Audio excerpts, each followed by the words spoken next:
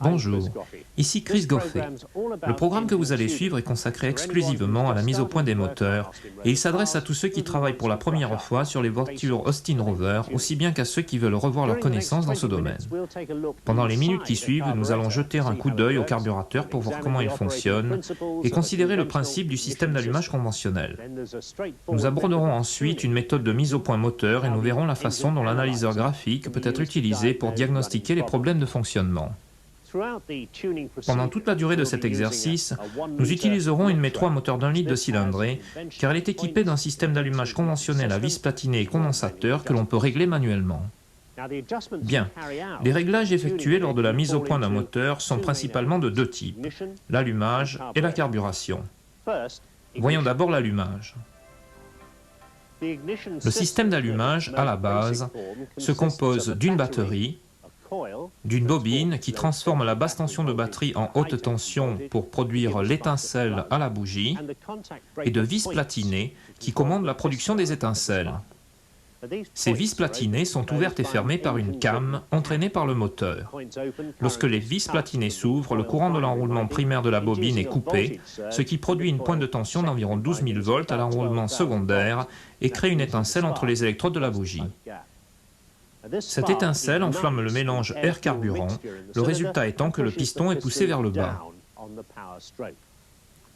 Le condensateur est utilisé pour protéger les vis platinées.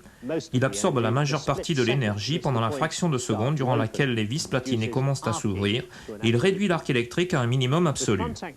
Les phases de contact des vis platinées sont enrobées de tungstène pour résister à la formation d'arc qui se produit tout de même. Pour faire de ce circuit élémentaire un système qui fonctionne sur une voiture normale à 4 cylindres, nous ajoutons 3 lobes supplémentaires à la came de rupteur. Nous ajoutons ensuite un chapeau d'allumeur et un bras de rotor pour séparer cette tension en 4 circuits distincts, un pour chaque bougie. Et on obtient ainsi un circuit d'allumage conventionnel. Cela, c'était l'allumage. Voyons maintenant la carburation. Pour comprendre comment on obtient le mélange air-carburant correct dans le cylindre, nous allons jeter un coup d'œil au carburateur utilisé sur la métro et la plupart des modèles de la gamme. Le carburateur à venturi variable HIF. La quantité de carburant mélangée à l'air d'admission est contrôlée par un pointeau sur le piston. Le piston étant la partie mobile du venturi. Lors de l'ouverture des gaz, la quantité d'air alimenté dans le moteur augmente et le piston monte. L'aiguille sort du gicleur et une plus grande quantité de carburant est alimentée au moteur. Lorsque le papillon est fermé, le piston descend et abaisse l'aiguille dans le gicleur et la quantité de carburant mélangée à l'air est alors réduite. Voilà donc comment sont commandées l'alimentation et l'allumage. La brochure qui accompagne ce programme contient de nombreux renseignements utiles sur les systèmes d'allumage conventionnels, électroniques et programmés. Voyons maintenant les préparations avant la mise au point d'un moteur. D'abord, il faut disposer de tous les outils nécessaires et surtout connaître toutes les données et caractéristiques de mise au point de la voiture sur laquelle on va travailler. Où trouve-t-on ces renseignements? Eh bien, le manuel de réparation contient toutes ces informations, plus un guide illustré de la mise au point de chaque modèle. Mais faites attention, lorsque vous consultez les caractéristiques et données. 3 pages différentes du manuel sont consacrées à la métro 1988 à moteur d'1 litre, par exemple.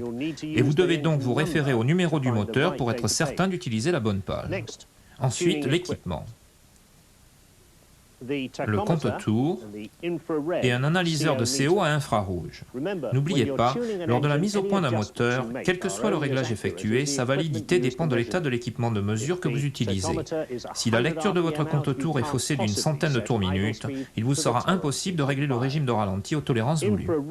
L'analyseur à infrarouge est préféré car c'est le seul à être suffisamment précis pour mesurer les mélanges pauvres utilisés sur certains de nos véhicules. Et une fois encore, il faut s'assurer qu'il est correctement calibré et échauffer avant de commencer. Ne pas oublier d'évacuer l'eau du tuyau de prise d'échantillon et de contrôler la retenue d'eau et le filtre chaque fois que vous utilisez l'analyseur de CO.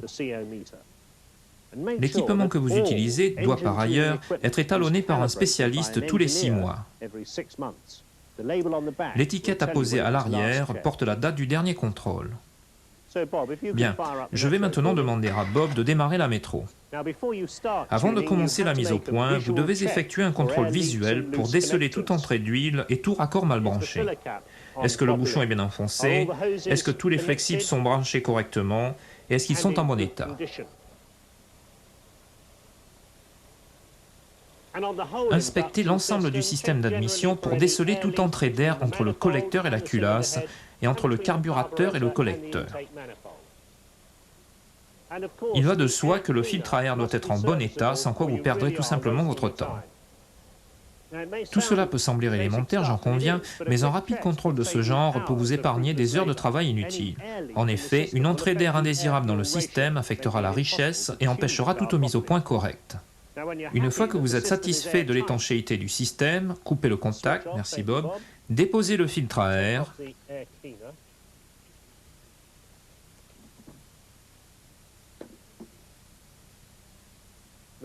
et vérifiez que le secteur de commande des gaz s'ouvre à fond lorsque la pédale est enfoncée, et il est aussi important qu'il se ferme en venant appuyer contre la vis de réglage lorsque la pédale est relâchée.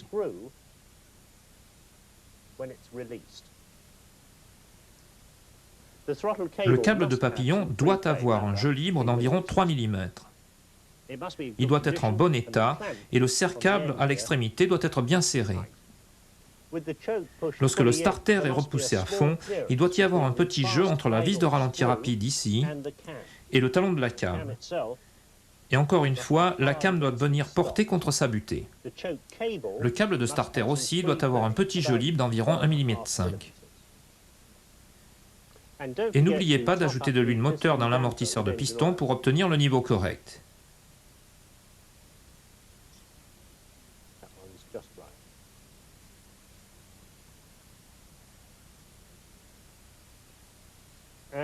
Passez votre doigt derrière le carburateur et assurez-vous que le piston se déplace librement. Un niveau d'huile insuffisant dans l'amortisseur de piston est la cause d'hésitation et de trous de carburation. Donc, nous devons nous concentrer sur l'allumage et la carburation. Mais par quoi devrons-nous commencer? Voyons la question sous cet angle. Tout réglage du carburateur sera sans effet sur le calage de l'allumage, mais à l'inverse, si j'avance le calage de l'allumage, j'augmente automatiquement le régime de ralenti et modifie le réglage du carburateur. Donc, pas de problème, vous devez d'abord régler l'allumage si vous ne voulez pas avoir à régler votre carburateur deux fois. Sur un véhicule équipé d'un système d'allumage conventionnel à vis platinée et condensateur, il faut commencer par contrôler l'angle de cam. Les systèmes d'allumage électronique et programmés n'ont pas de vis platinée, et dans ce cas, il n'est pas nécessaire de contrôler l'angle de cam. D'abord, qu'est-ce exactement que l'angle de cam? Voyons de plus près sur cette maquette. Cela vous paraît simplifié, mais c'est exactement le système que vous retrouverez sur la voiture. L'angle de cam est la rotation du bras d'allumeur pendant que les vis platinées sont fermées.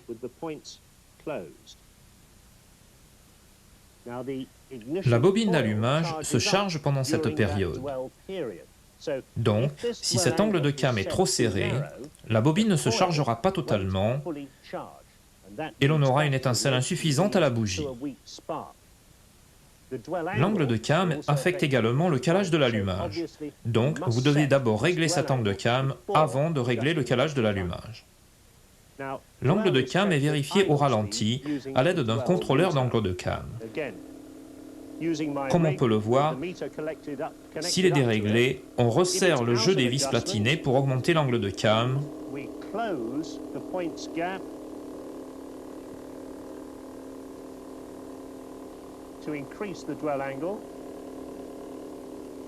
Et l'on écarte les vis platinées pour réduire cet angle.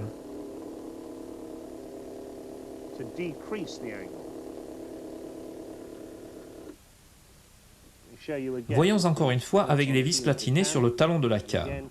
Et comme vous pouvez le voir, on resserre le jeu des vis platinées pour augmenter l'angle de cam. Et on ouvre le jeu des vis pour réduire cet angle. Si vous montez un jeu de vis platinées neuve, vous devez régler l'angle de cam au plus petit angle spécifié et cela tient compte du rodage initial.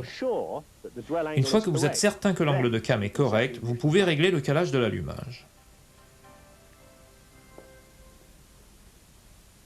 Il y a deux méthodes pour contrôler le calage de l'allumage sur la métro. On peut utiliser une lampe stroboscopique pour en quelque sorte geler l'action et lire la valeur de calage, ou on peut utiliser un instrument à diode. L'instrument à diode est le plus précis des deux et c'est donc celui que nous allons utiliser. La poulie de Villebrequin comporte un disque de réglage de l'allumage sur lequel deux encoches se font face. Ces encoches correspondent au PMH du moteur. Bien, le capteur à diode s'adapte sur un support près de la poulie de Villebrequin et les jambes du capteur chevauchent le disque. Lors de la rotation du Villebrequin, les encoches passent devant le capteur et le calage de l'allumage est alors affiché sur l'analyseur.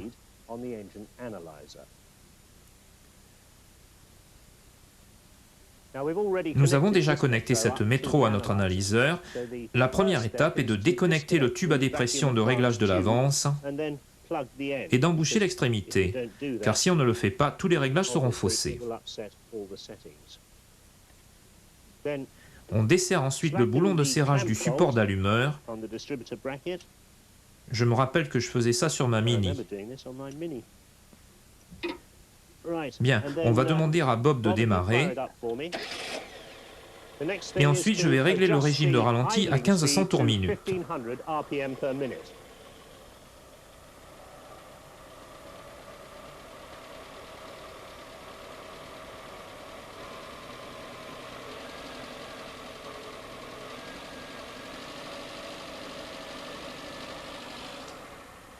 On peut maintenant régler le calage de l'allumage. La procédure adoptée pour le calage de l'allumage variera en fonction du modèle, donc toujours se référer au manuel. Pour régler le calage sur la métro, vous tournez l'allumeur jusqu'à obtention de la valeur correcte.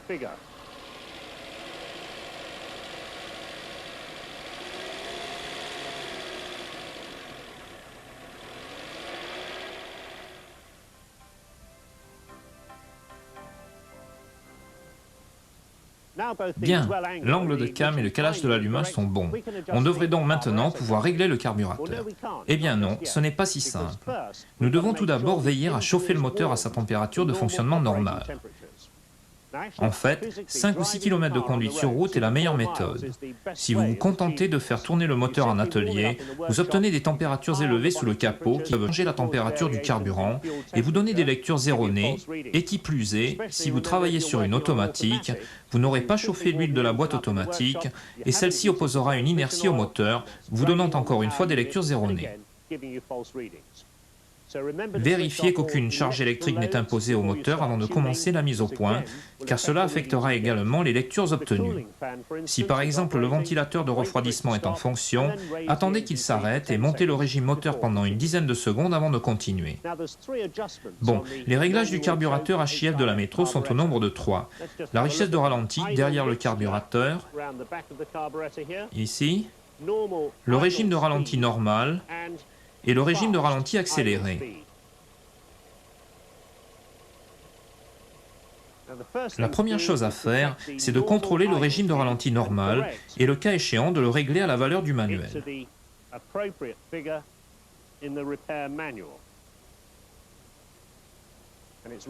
Ici par exemple, il est trop rapide.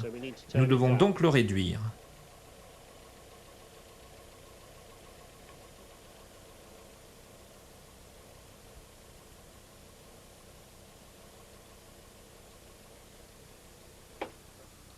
Pour les besoins du film, nous avons déposé le filtre à air, mais normalement il devrait être en place.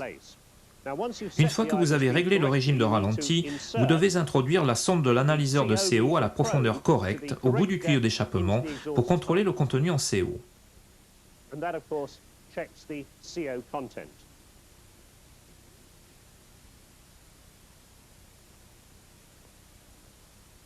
Une fois la sonde en place, contrôlez la valeur de CO à l'analyseur. Ici, par exemple, je dois légèrement corriger la richesse.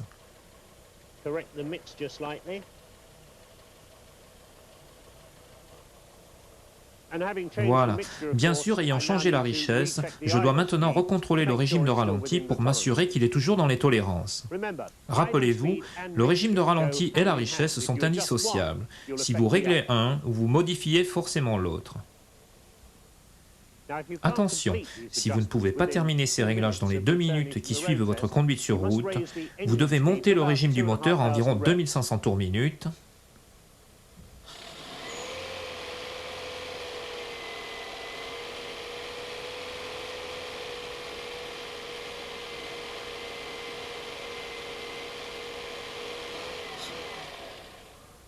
Et l'y maintenir pendant une dizaine de secondes pour faire arriver de l'essence fraîche dans la cuve du flotteur. Ensuite, le réglage du ralenti accéléré. Tournez la came de ralenti accéléré jusqu'à ce que la flèche soit au milieu de la vis de réglage.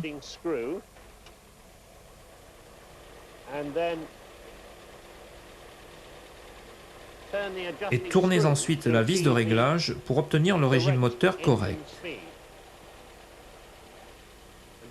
Après quoi, bien sûr, effectuez un essai sur route.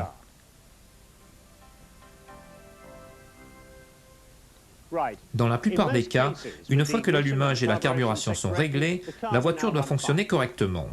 Mais que faut-il faire si l'essai sur route donne un résultat négatif et que l'on n'en connaît toujours pas la raison? Avec l'expérience, vous apprendrez progressivement à localiser le défaut en observant le comportement de la voiture pendant la conduite sur route. Mais pour l'instant, je vais vous indiquer quelques contrôles qui vous aideront à localiser ces défauts. Rappelez-vous, vous avez commencé par effectuer les inspections visuelles et tout avait semblé correct. Eh bien, il faut recommencer en faisant doublement attention, car peut-être il y avait bien une entrée d'air. Une toute petite entrée d'air indésirable dans le système d'admission est le genre de choses qui peut passer facilement inaperçu lors du contrôle visuel et qui peut causer de sérieux problèmes de richesse. Lors de la mise au point d'une voiture dont l'admission n'est pas étanche, vous compensez en fait l'entrée d'air indésirable en réglant le gicleur à une valeur supérieure à la normale. Évidemment, cela produira un mélange trop riche par la suite durant la conduite. Pour déterminer rapidement si on est en présence d'une entrée d'air, on peut utiliser un manomètre de ce type. Il peut paraître compliqué, mais il s'agit en fait d'un simple tuyau en forme de U rempli d'eau. Pour l'utiliser, il suffit de démarrer le moteur, de retirer la jauge d'huile et d'introduire le tuyau du manomètre dans le tube de la jauge. Notez la lecture. S'il s'agit d'un moteur qui est encore sous garantie et qu'il aspire moins de 50 mm de vide, vous avez bien affaire à une entrée d'air. Donc, si vous obtenez une lecture basse, il faut effectuer un contrôle systématique.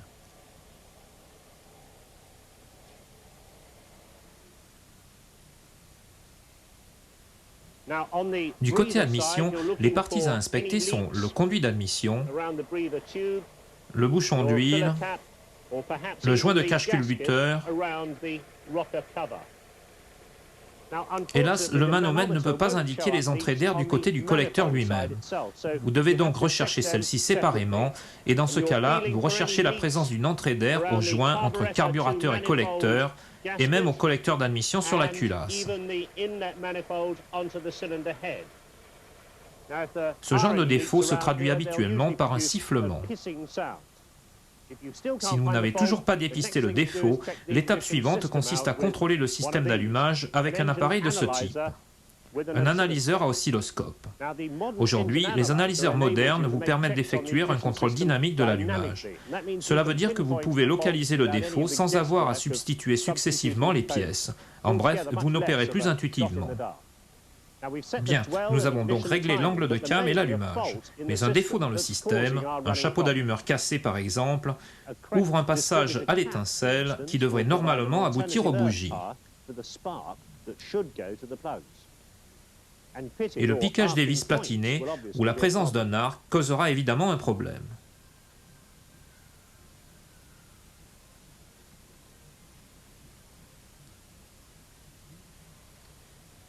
L'oscilloscope que l'on voit ici sur l'analyseur est essentiellement un instrument de mesure de tension.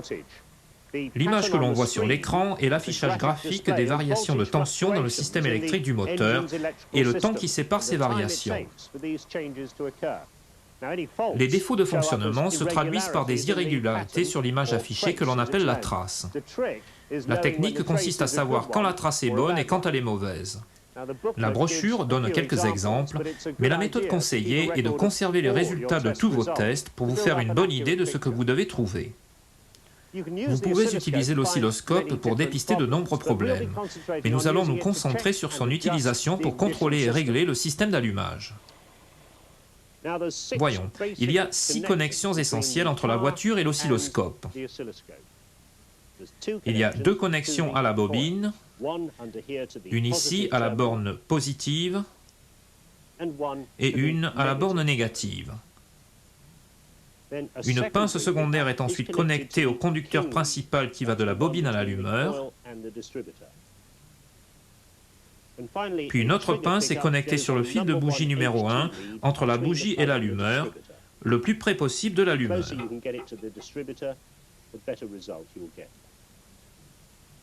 Pour terminer le circuit, on se connecte aux bornes positives et négatives de la batterie. Bien, nous avons connecté l'analyseur et nous sommes donc prêts à commencer. On va d'abord déposer le filtre à air, puis on démarre le moteur et l'on monte le régime aux alentours de 1000 tours minute. Ceci permet de stabiliser la trace de l'oscilloscope. Nous voyons maintenant 2 traces différentes, la trace primaire et la trace secondaire.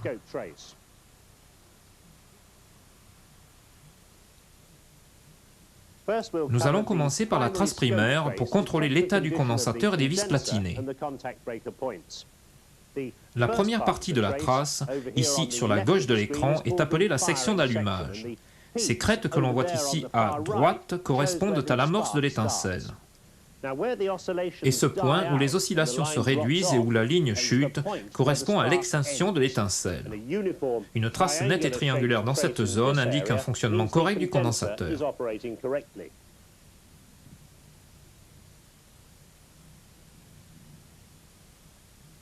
A l'inverse, une trace brouillée et déformée indique un défaut de condensateur. La présence d'un arc électrique aux vis platinées se traduit par une trace brouillée qui n'a rien à voir avec la trace triangulaire bien nette que produit un bon condensateur.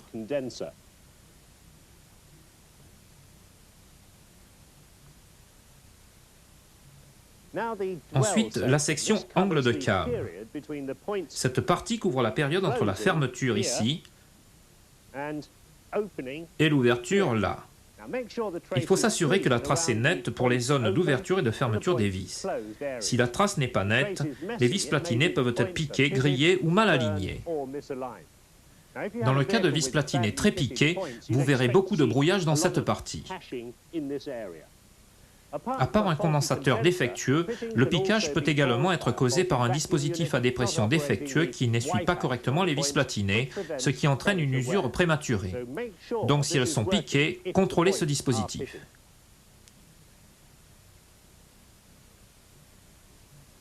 Pour résumer, vous utilisez la trace primaire de l'oscilloscope pour contrôler le circuit basse tension de l'allumage. Un condensateur défectueux ou un jeu de vis platinées grillé se voit du premier coup d'œil et vous n'avez pas à déposer le chapeau d'allumeur. L'étape suivante consiste à contrôler l'allumeur lui-même en mesurant la variation et le chevauchement de l'angle de cam. Le test de variation de l'angle de cam détermine de quelle valeur l'angle de cam change lorsque le régime du moteur augmente. Sur un système d'allumage conventionnel comme celui-ci, la lecture devrait demeurer quasiment constante. Il est important de noter que sur les systèmes d'allumage électronique et programmés, l'angle de cam n'est pas fixe et qu'il varie en fonction du régime du moteur. Mais ici, nous travaillons sur un système conventionnel, alors nous démarrons le moteur et nous laissons le régime de ralenti se stabiliser. On va ensuite monter progressivement le régime de ralenti à 2000 tours minute et l'on va chercher à déceler tout changement de l'angle de cam.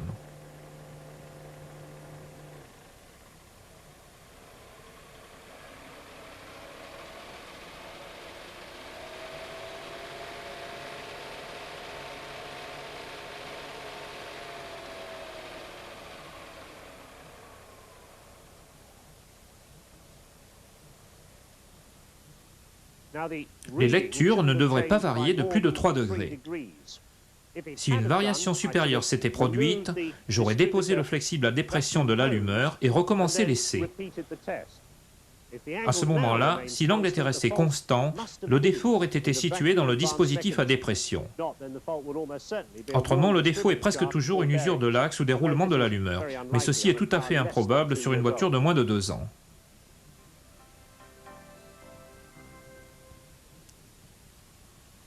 Ensuite, nous procédons à un contrôle du chevauchement de l'angle de cam pour déterminer si la cam de l'arbre d'allumeur est usée ou excentrée. En principe, on utilise la trace primaire de l'oscilloscope, mais sur les analyseurs sans oscilloscope, on peut utiliser la lecture numérique. Cet analyseur a un oscilloscope, donc on fait tourner le moteur à 1000 tours minute et on observe le signal d'ouverture des vis platinées sur le côté droit de la trace. Si l'angle de cam de chaque cylindre est différent, à cause d'un axe de distributeur tordu par exemple, cela est indiqué par l'affichage de plus d'une ligne sur l'écran. Si ces lignes sont séparées de plus de 2 graduations, cela signifie que le distributeur doit être remis en état ou remplacé. Dans le cas d'un moteur à 6 cylindres, 3 graduations sont acceptables. Évidemment, avant de prendre une mesure aussi radicale que le remplacement du distributeur, vous devez recontrôler les valeurs. La présence de défauts dans le système à dépression et dans l'avance centrifuge peut être une cause de problème. La brochure contient une procédure de contrôle. Il faut aussi s'assurer que l'allumeur monté est le bon. Le corps peut sembler identique, mais si les courbes d'avance d'allumage ne sont pas les mêmes, le moteur ne tournera jamais correctement. Bien, nous pouvons maintenant inspecter le circuit haute tension ou secondaire en utilisant la trace secondaire de l'oscilloscope. La fonction principale de cette trace est de mesurer la sortie du système haute tension dans des conditions différentes. Avec un peu d'expérience, vous pourrez très rapidement déterminer quelle partie du système à haute tension, les fils, les bougies, le chapeau d'allumeur, ou même la bobine, peuvent être contrôlées sans même avoir à déposer une bougie. Impressionnant, non? D'abord, la tension aux bougies. Ce test mesure la tension nécessaire pour que l'étincelle puisse franchir l'intervalle entre les électrodes.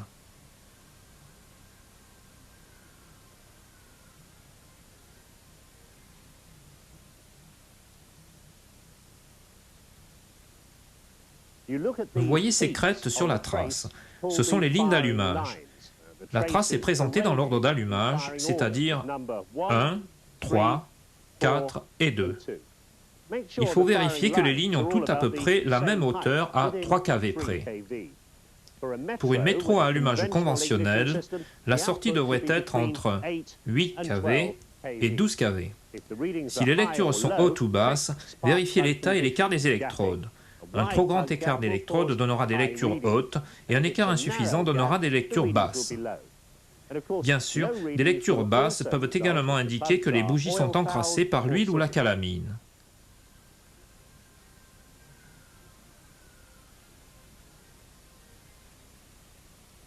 L'étape suivante consiste à contrôler le système soumis à une charge. C'est le test de tension en accélération. Ce test est effectué en ouvrant les gaz rapidement 2 ou 3 fois.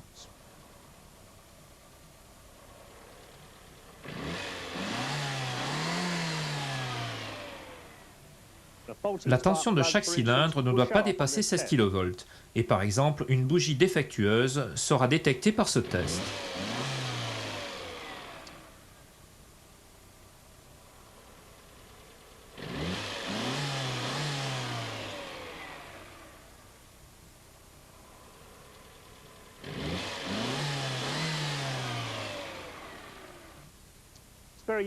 Ceci est très utile pour dépister les casse-têtes chinois que sont les pannes intermittentes. L'emploi de l'analyseur ne pose pas de problème. Avec un peu de pratique, vous pourrez effectuer tous les tests d'oscilloscope dont je viens de parler et même d'autres en quelques minutes. Les contrôles que nous venons de voir sont tout à fait ordinaires et ne vous disent pas exactement où le défaut se situe. Vous trouverez une procédure de diagnostic complète pour chaque défaut dans le manuel. Si vous avez la malchance d'avoir fait tout cela sans avoir localisé la cause du défaut, votre problème est quasi certainement d'origine mécanique. Bien direz-vous, le défaut est d'origine mécanique, mais par où commencer? Si le moteur tourne mal, c'est peut-être qu'un cylindre contribue moins que les autres et ce déséquilibre perturbe la marche du moteur. Pour vérifier cela, Comparez la puissance relative de chaque cylindre en effectuant un contrôle d'équilibrage de puissance des cylindres. On doit maintenir le régime du moteur à 1500 tours minute. Et ensuite, en utilisant la fonction d'équilibrage de cylindres, on isole chaque bougie tour à tour.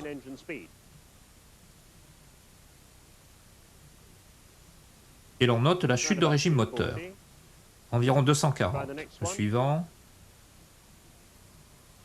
Un peu moins, mais toujours acceptable. Puis le numéro 4. Oui, c'est bon. Et enfin le numéro 2. Bon, là encore, ce moteur tourne correctement. Toutes les valeurs devraient être dans une fourchette de 25% les unes des autres. Si les lectures ne sont pas constantes, commencez par les contrôles mécaniques. D'abord le jeu aux soupapes. Par exemple, vous verrez qu'il est impossible d'obtenir un régime de ralenti stable sur les Metro MG et sur les Maestro de 1,3 litre si le jeu aux soupapes n'est pas correct.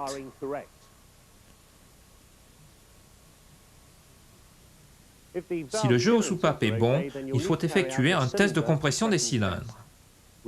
Déposez toutes les bougies.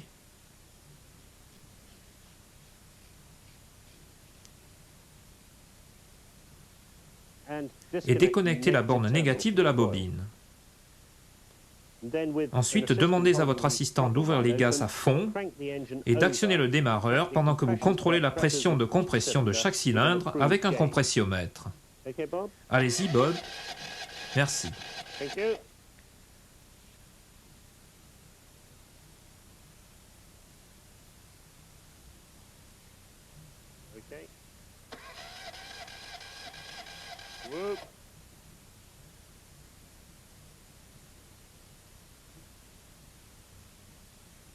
And again.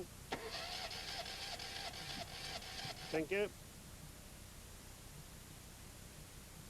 And the last one. Okay, go. Okay.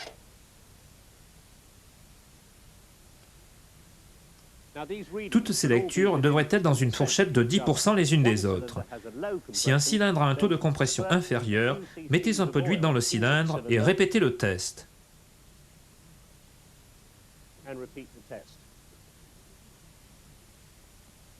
Okay, Bob? Okay.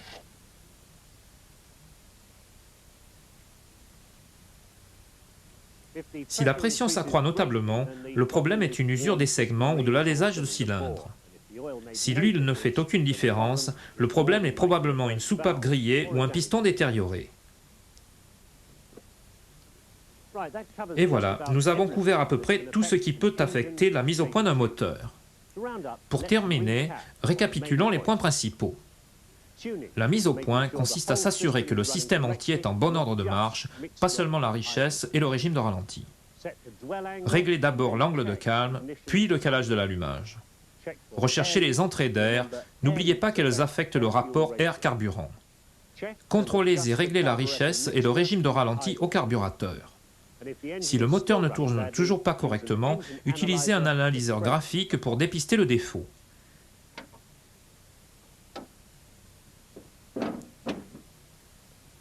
La mise au point est une intervention essentielle et elle implique toutes les parties du cycle de fonctionnement du moteur.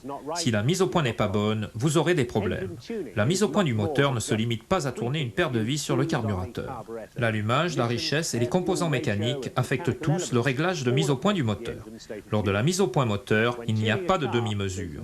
N'oubliez jamais, lorsque vous effectuez la mise au point d'un moteur, le prochain essai sur route du véhicule sera effectué par le client lui-même. Et tout ce que vous faites, c'est pour votre client. Si le client peut prendre le volant et sentir que sa voiture fonctionne parfaitement, il reviendra chez vous pour sa prochaine révision. Merci de votre attention et faites bien tout ce qu'il faut pour que vos moteurs tournent toujours parfaitement.